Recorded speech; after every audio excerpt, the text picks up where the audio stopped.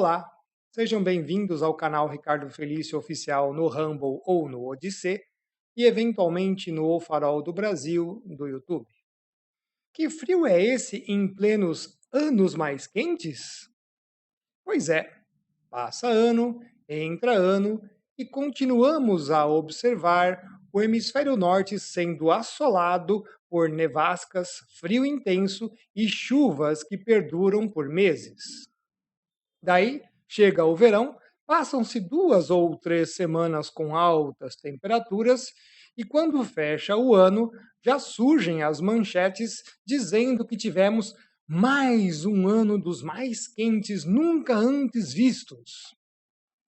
Para piorar, no hemisfério sul, desde 2021, excetuando o ano de 2024 pela presença de El Ninho, baixa cobertura total de nuvens e pico solar, boa parte das latitudes médias, às vezes até atingindo a linha tropical de Capricórnio, também foram tomadas por sistemas meteorológicos que mantiveram condições de persistência de baixas temperaturas prolongadas pelos meses do ano, não somente durante o inverno.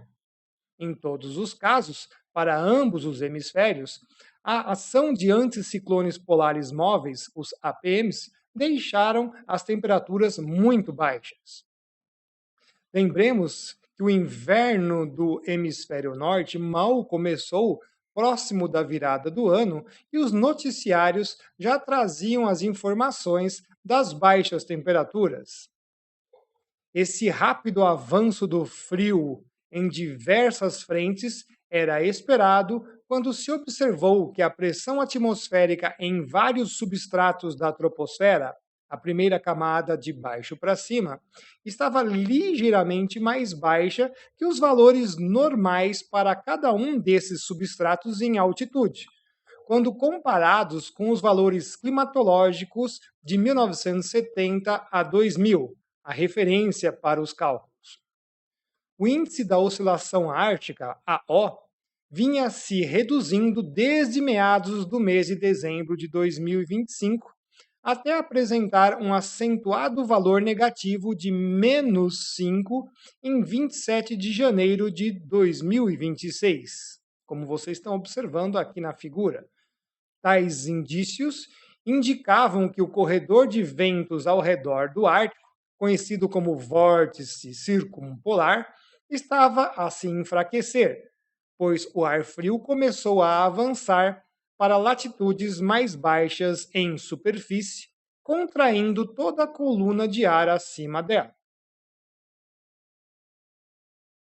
Embora receba o nome de vórtice, ele de fato não é bem isso, mas sim um corredor planetário de ventos ao redor de cada polo.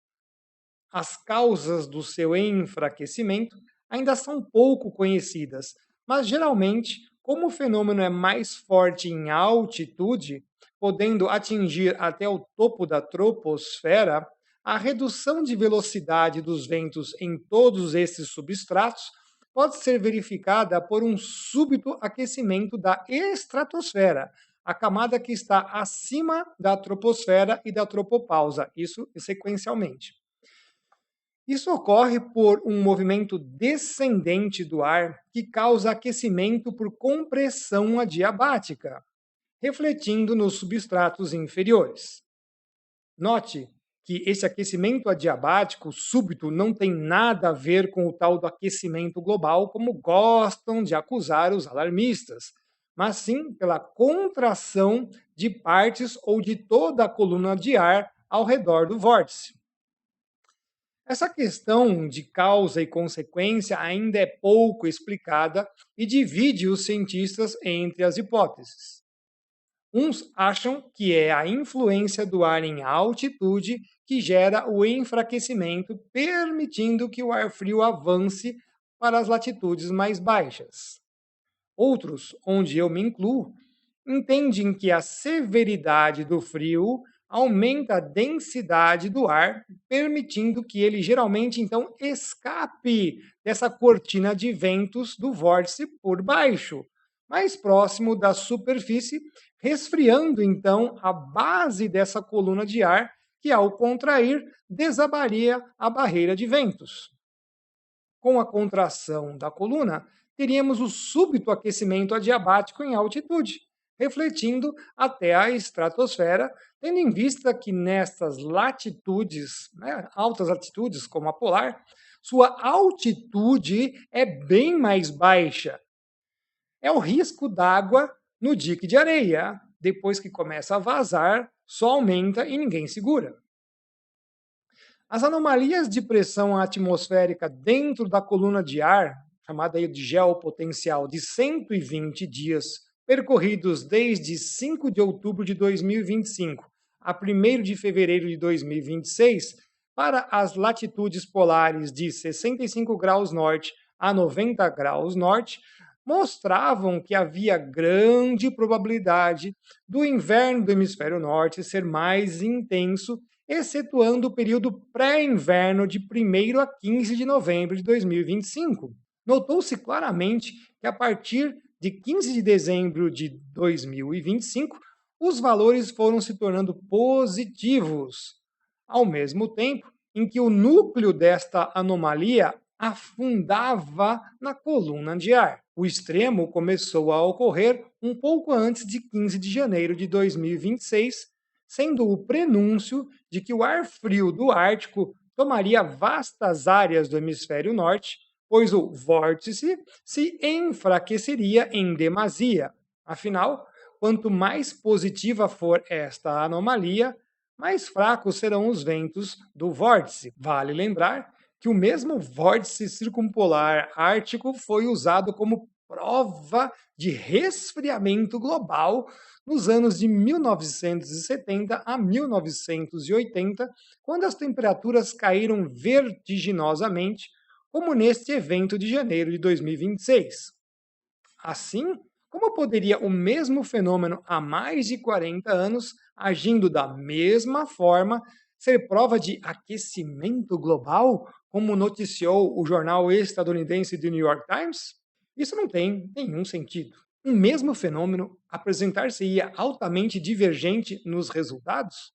Fica aí esse questionamento. Além dele ocorrer em altitude, esse aquecimento enfraquece os ventos pela diluição do campo de pressão em uma vasta área troposférica, contrariando a própria hipótese climática. Afinal, são intensos gradientes que reforçam fenômenos e não o contrário, como já exemplificamos várias vezes aqui. Para quem acompanha o trabalho do canal, viu aí durante algumas transições de inverno que a gente mostrou gradientes acentuados e lá estavam os grandes fenômenos. O frio e as nevascas foram aumentando e tivemos situações bastante inusitadas, até mesmo para regiões em que a normalidade é apresentar quadros meteorológicos de frio severo durante a estação, como é o caso da Rússia. Um exemplo interessante ocorreu nesse país entre 20 e 21 de janeiro, quando uma forte nevasca cobriu algumas cidades de neve, especialmente no leste, como foi o caso de Yakutsk, na Sibéria Oriental, onde a neve alcançou até 3 metros.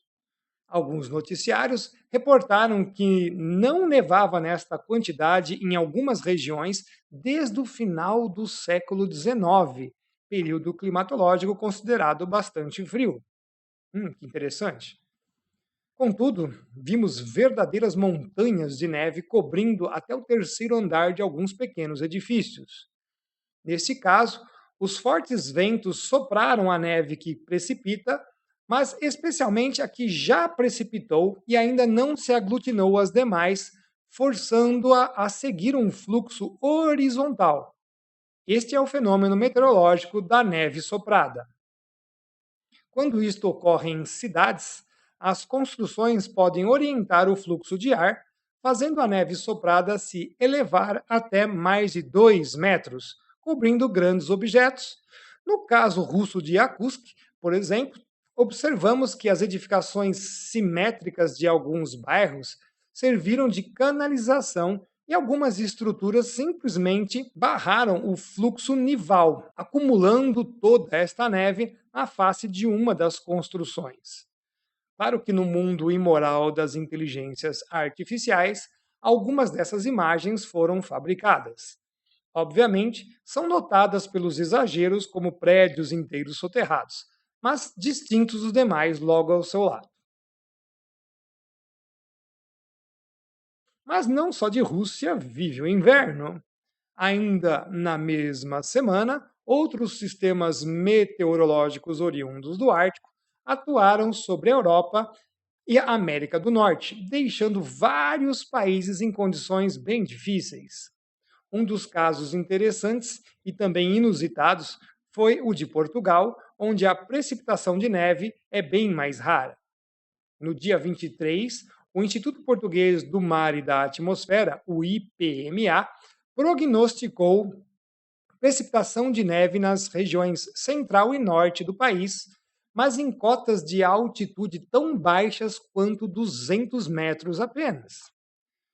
O Instituto divulgou como alta probabilidade do limite inferior ficar entre 200 e 400 metros, o que significou que a linha de 0 graus Celsius estava bem baixa e poderia reduzir mais ainda na virada do dia.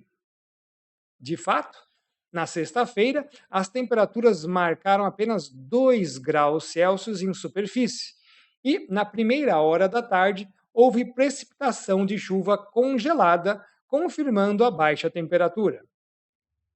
A análise do quadro meteorológico foi bem interessante para o caso português.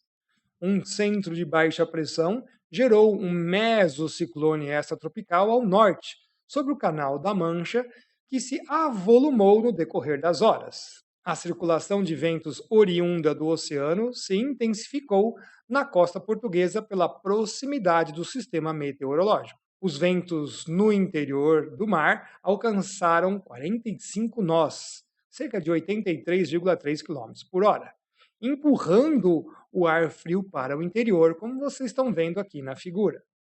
Ao mesmo tempo, o APM na retaguarda do sistema mais a noroeste fomentou as baixas temperaturas. Como resultado, pancadas de neve e chuva congelada vieram em ondas, seguindo em bandas de nebulosidade distintas, como podemos ver nestas imagens. Segundo o IPMA, a última ocorrência de nevasca acentuada nestas condições de baixa altitude aconteceu há 40 anos. Coincidência? Outra ocorrência levemente similar ocorreu também no norte e centro em 2009, ou seja, há 17 anos, quando diversas vilas e pequenas cidades portuguesas ficaram cobertas por neve entre 10 a 20 centímetros, dependendo da altitude do lugar. Lembrando que ao norte o fenômeno não é tão raro, mas a severidade dele, sim.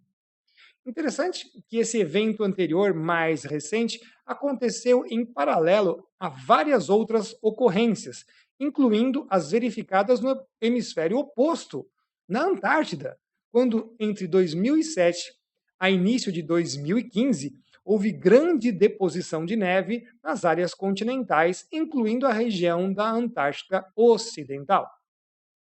As regiões serranas de Portugal, como a Serra de Moradal, em Oleiros, e a Serra das Corgas, em Proença a Nova, foram os lugares onde a precipitação de neve foi mais abundante, permitindo maior acumulação, algo que não acontecia desde o ano de 2010, novamente dentro do período relatado anteriormente. Vale lembrar que é nesta época do ano que geralmente ocorrem as principais chuvas que carregam as bacias hidrográficas de boa parte da Europa, incluindo Portugal. A região de Barcelos, mais ao sul, recebeu chuvas durante o período, incluindo a versão meteorológica da chuva congelada, que é ligeiramente diferente do granizo. Rios como o Cavado, que desaguam no Oceano Atlântico, já estão bem carregados e nos fazem lembrar de outro alarde recente, quando as pedras da fome apareceram em alguns rios da região central da Europa. não sem estarem acompanhadas do discurso terrorista que aquilo era um exemplo do que o aquecimento global estava a fazer nas bacias europeias. Puro alarde. No mesmo período em que a Ásia e a Europa foram tomadas por frio extremo, o mesmo era visto na América do Norte. Nos Estados Unidos, o final de semana de 23 a 25 de janeiro de 2026 também ficou marcado. Um imenso sistema frontal provocado por uma intensa massa polar ártica tomou toda a América do Norte de forma avassaladora, derivando de noroeste para sudeste sobre o continente, rumando depois para o sentido nordeste sobre o Oceano Atlântico Norte. O mais interessante foi a sucessão de quadros meteorológicos observados. Os sistemas ocorreram em forma de cascata, porque boa parte do país, entre as médias e altas latitudes, já estava sob a influência de outra massa fria pretérita, ou seja, foi a situação de frio sobre outra que ainda não havia mainado. A escola de climatologia geográfica tradicional, baseada na escola francesa, identifica uma massa de ar fria mais antiga como polar velha, pois se admite que, com o passar dos dias, ela perca as suas características genéticas principais, especialmente pela incidência de radiação solar, modificando-se até por fim aglutinar-se aos grandes sistemas atmosféricos de alta pressão em superfície, semi-estacionados nas latitudes entre 20 graus a 30 graus em ambos os hemisférios. Neste caso, nem sequer isto foi possível, dada a intensidade do frio. A parte mais intensa do quadro meteorológico que assolou a América do Norte começou a se formar na quinta-feira, 22 de janeiro de 2026, quando se estabelecia um centro de baixa pressão atmosférica em superfície sobre a região a leste da Califórnia. Ao mesmo tempo, a circulação do ar forçou um escoamento vindo da costa leste dos Estados Unidos, trazendo mais umidade proveniente do Oceano Atlântico, contra a massa fria que avançava. No dia 24 de janeiro, houve a intensificação máxima. Como resultado, uma carga significativa de fenômenos meteorológicos típicos de regiões polares tomou conta de quase 2/3 do país de uma vez só. Chuva congelada, água-neve, neve, os blizzards, que são nevascas severas com ventos fortes acima de 30 nós, ou seja, 56 km por hora, que perduram pelo menos por 3 horas consecutivas, os whiteouts, quando a visibilidade é zero em todas as direções, perdendo-se qualquer referência. Esse aqui, em particular, é o terror aeronáutico, mas também em solo para quem está fazendo exploração.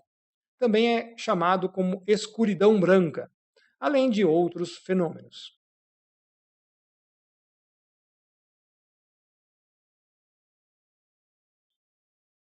As imagens do satélite geoestacionário GOES-19 registraram todo o avanço do sistema meteorológico e a vasta cobertura de nuvens formada no sentido sudoeste-nordeste, partindo desde o Texas, nos Estados Unidos, até a Groenlândia, quase Estados Unidos. Fizemos alguns recortes das imagens do GOES-19 nos canais Visível, a composição colorida,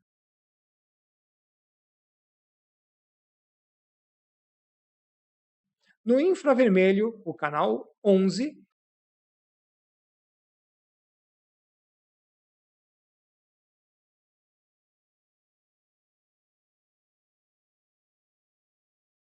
e o gelo-neve, canal 5.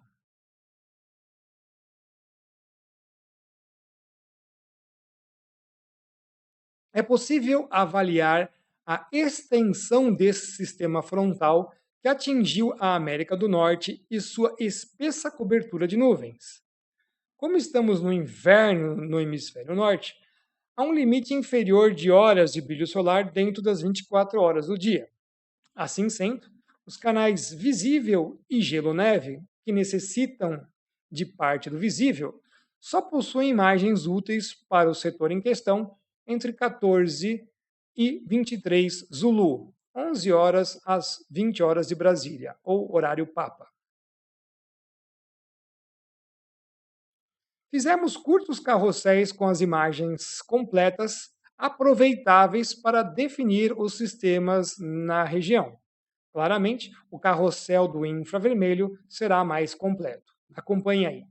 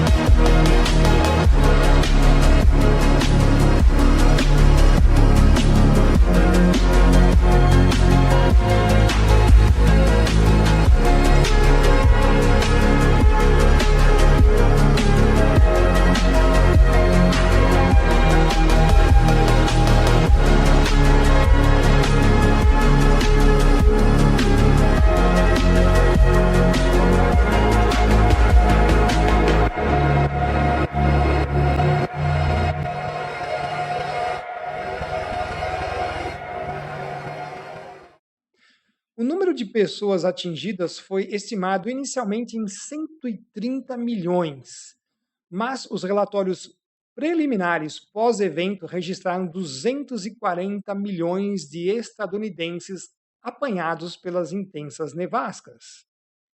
A precipitação total oscilou entre 5 centímetros a pouco mais de meio metro, como foi o caso da faixa do Texas até o Maine, subindo em forma de arco até Nova York.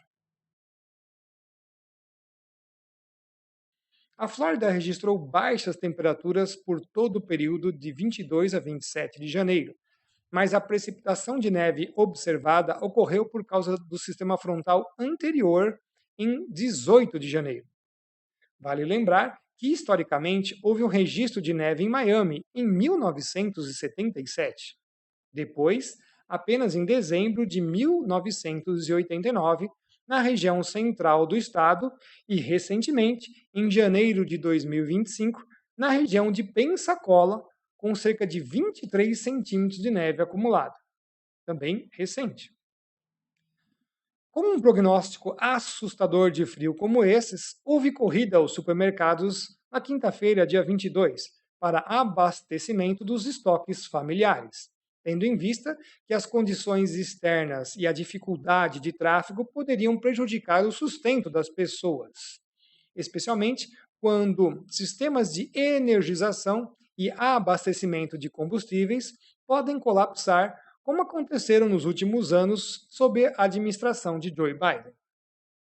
Essa corrida não foi à toa, pois muitos condados ficaram sem energia e tiveram que utilizar meios alternativos como gás em bujões para aquecer água e comida, algo primordial quando temperaturas chegam a menos 42 graus Celsius, como foi o caso de Minnesota, no centro-oeste dos Estados Unidos. Interessante, né? O gás é o alternativo. Até o dia 27 de janeiro, os estragos ainda eram contabilizados. Quase todos os estados entraram em situação de alerta, com 21 deles passando para o estado de emergência. Nova York, cidade tradicionalmente acometida por nevascas durante o inverno, foi duramente atingida por um blizzard que praticamente parou a cidade. Durante apenas o final de semana de 24 a 25, ou seja, o sábado e domingo, foram relatados no país mais de 950 mil casos de falta de energia. Devem estar aprendendo com uma companhia aqui do Brasil. 32.200 voos cancelados e 2 mortes por hipotermia por exposição direta. A contagem de óbitos por outros motivos combinados ao frio pode chegar a mais de 150. Agora, o interessante é que, segundo a Administração Nacional Oceânica e Atmosfera, a NOAA, a nevasca alcançou no máximo a categoria 3 no Índice Regional de Neve, o RSI, o Regional Snow Index, uma escala desenvolvida por volta do ano de 1900 para medir o impacto social das tempestades de neve. O índice pode variar de 0 a 5 e é atribuído regionalmente, ou seja, por sub-regiões dos Estados Unidos. O sistema de 22 a 27 de janeiro atingiu CAT 3 no Vale de Ohio e no Sul, CAT 2 no Nordeste, CAT 1 no Sudeste e CAT 0 no Alto Centro-Oeste, as Montanhas Rochosas e planícies do Norte. Embora a NOAA tenha relatado que a nevasca não foi excepcional, ressalta-se que o índice não avalia a extensão, mas apenas o valor máximo alcançado, o que mascara o cômputo geral. Inclusive, os próprios meteorologistas deles falaram isso nas suas entrevistas, então não é fala do professor Ricardo. Se a avaliação for medida apenas por essa régua, eles vão ter esse tipo de problema. Além do próprio índice apresentar componentes bastante variáveis, que dependem do número de pessoas, a evolução temporal, a evolução cronológica e tudo mais. De qualquer forma, a sentença utilizada como maior tempestade de inverno dos últimos 40 anos é bastante válida e também, curiosamente, igual ao que relatamos sobre Portugal. No Brasil, em pleno janeiro de 2026, tivemos as temperaturas derrubadas até a metade da região sudeste por um sistema frontal semi-estacionário que persistiu com chuvas intermitentes e temperaturas bem abaixo do normal para esses dias. Tudo isso acontecendo em pleno aquecimento global, com gente gritando no Fórum Econômico Mundial, o algorento gritando seus palavrões. O que já soa estranho para o verão do hemisfério sul, não seria para o hemisfério norte, pois é o seu período de inverno. Contudo, observamos que a severidade das massas frias que tomaram vastas áreas continentais foi inegavelmente marcante. Gostaria de fazer o agradecimento aos nossos apoiadores, ao Sr. Celso, a Sra. Marina, a Maria Tereza, a Ana Paula, a Camila e a Cíntia que vieram pela doutora Márcia, meu muito obrigado a todos vocês. Aos apoiadores do Apoia-se, a Amanda, o Edmundo, a Elci, a Eliane Bonotto, a Eliane Santos, o José Luiz, a Lúcia, o Marcelo, a Michelle, o Nelson e a Roberta, meu muito obrigado. Lembrando que eu estou sempre orando por todos vocês.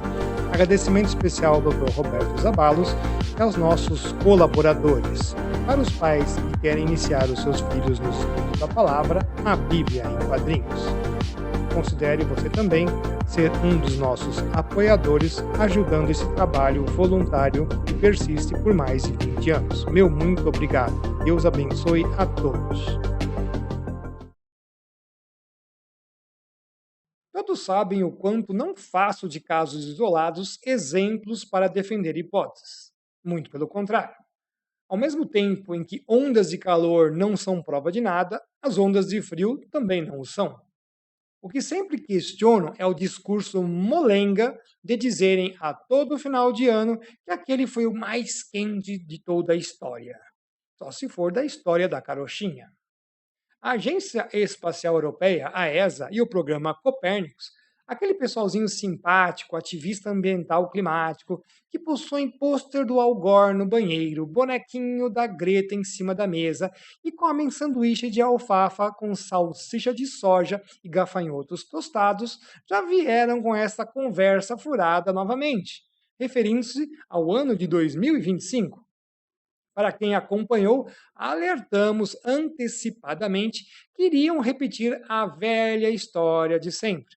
Mesmo com vários quadros meteorológicos frios, com tantas ocorrências de temperaturas baixas que assolaram o mundo inteiro, especialmente o hemisfério norte, eles ainda conseguem, de alguma forma mirabolante, nós já mostramos vários vídeos aqui como, produzir elevação de temperaturas. Quando repetem o enfadonho discurso fraudulento de aquecimento nunca antes visto, só podem estar brincando com a nossa inteligência, não é mesmo? Não tem como períodos curtos de ondas de calor superarem longos períodos de frio. Padrão esse escancaradamente observado. A matemática deles não fecha, e já demonstramos o quanto essas instituições dependem desse discurso para se manterem funcionando e muito bem financiadas. Uma das provas foi o alinhamento sistêmico de pronunciamentos e relatórios das diversas agências pelo mundo em 2024, embora seus valores numéricos fossem todos diferentes. Ao que parece, a metodologia só está no discurso, aquecer sempre, pois os valores, erros de medição, erros estatísticos e resíduos de medição passaram todos a serem considerados como tendências. Assim, já vamos adiantando o expediente novamente. Guardem bem os eventos que estão a testemunhar agora e esperem que no início de 2027 a mesma ladainha será rezada pela Igreja Ambientalista das Mudanças Climáticas. Vão continuar a eleger esses anos como os mais quentes da história, mesmo congelados da cabeça aos pés. Em resumo, o Ártico resolveu expulsar diversos anticiclones polares móveis, ao mesmo tempo, para todos os lados, rompendo a sua circulação zonal circumpolar. Certamente, não veremos a turma alarmista chamando esse período como a friagem do século, o que seria, no mínimo, honesto, tendo em vista que já passamos por um quarto do século XXI. Ao contrário, ainda tiveram a coragem de dizer que esse frio foi causado pelo aquecimento global. Era melhor terem ficado escondidos atrás do armário, saindo apenas quando as temperaturas se elevassem ou quando, em algum lugar, o fogo florestal estivesse atiçado. Espero que vocês tenham gostado do nosso trabalho de hoje. Um grande abraço para todos, fiquem com Deus e até o nosso próximo vídeo, pessoal. Até lá!